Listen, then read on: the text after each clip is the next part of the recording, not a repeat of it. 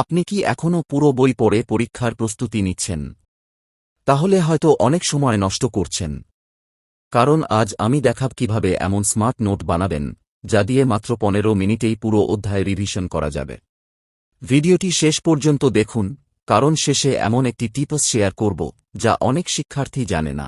আসসালামু আলাইকুম, সবাইকে স্বাগতম। আজকের ভিডিওতে আমি দেখাব কিভাবে পরীক্ষার জন্য এমন নোট বানাবেন যা পড়তে সহজ, মনে রাখতে সহজ এবং পরীক্ষার আগে দ্রুত রিভিশন করতে সাহায্য করবে। চলুন শুরু করা যাক। নোট কি? অনেকেই মনে করেন নোট মানে পুরো বই খাতায় লিখে ফেলা। আসলে সেটা নোট নয়। নোট হল একটি অধ্যায়ের সবচেয়ে গুরুত্বপূর্ণ তথ্যগুলো ছোট, পরিষ্কার এবং নিজের ভাষায় সাজিয়ে লেখা। ভালো নোট থাকলে পুরো বই বারবার পড়তে হয় না। নাম্বার 1, পুরো অধ্যায় বুঝে পড়ুন। নোট বানানোর আগে পুরো অধ্যায় অন্তত একবার মনোযোগ দিয়ে পড়ুন।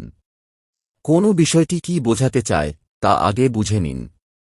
না বুঝে নোট লিখলে পরে পরে মনে রাখা কঠিন হবে। নাম্বার 2, গুরুত্বপূর্ণ বিষয় চিহ্নিত করুন।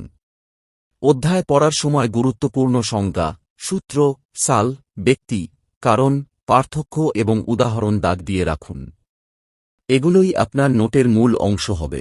নাম্বার 3, ছোট ছোট পয়েন্টে লিখুন। বড় বড় অনুচ্ছেদ লিখবেন না। প্রতিটি বিষয় 3 থেকে 5টি ছোট পয়েন্টে লিখুন। এতে পড়তে কম সময় লাগে এবং সহজে মনে থাকে। নাম্বার 4, রং ব্যবহার করুন।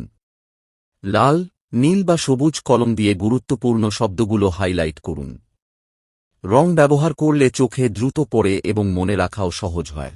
নাম্বার 5, প্রশ্ন লিখে রাখুন। প্রতিটি অধ্যায়ের শেষে 5 থেকে 10টি সম্ভাব্য প্রশ্ন লিখে রাখুন। এরপর নিজের নোট দেখে সেগুলোর উত্তর দেওয়ার চেষ্টা করুন। এতে পরীক্ষার প্রস্তুতি আরও ভালো হবে। বোনাস টিপস: সবচেয়ে বড় ভুল হল অন্যের নোট মুখস্থ করা। সবসময় নিজের ভাষায় নোট বানানোর চেষ্টা করুন।